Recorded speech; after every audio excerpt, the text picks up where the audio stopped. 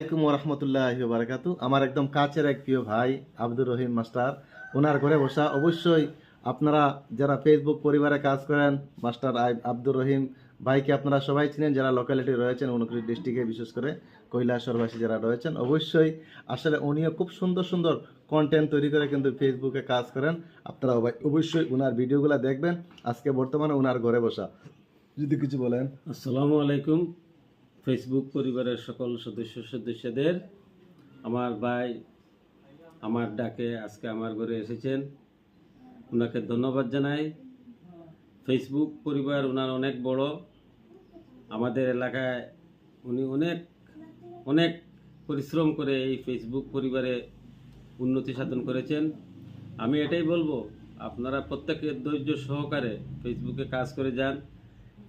Facebook একদিকে যেমন আপনাদের পরিচিতি বাড়িয়ে দেবে, পাশাপাশি আপনাদের একটা অর্থ উপার্জনের মাধ্যম হিসেবেও কাজ করবে।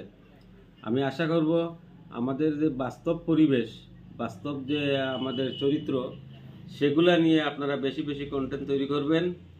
বিশেষ করে পরিবেশ দূষণ এই সংক্রান্ত বিষয়ে আপনারা যদি কন্টেন্ট তৈরি করেন, আমি মনে করি আমাদের পরিবেশ এই দূষণের হাত থেকে রক্ষা পাবে।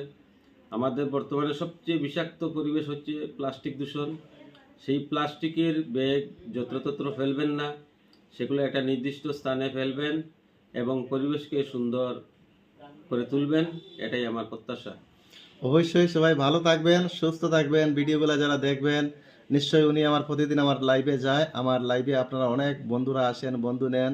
তো আমি সবাইকে বলবো, অবশ্যই এই ধরনের শিক্ষিত মানুষ যারা রয়েছে ওদের পাশে থাকবেন, অনেক কিছু শেখা যাবে।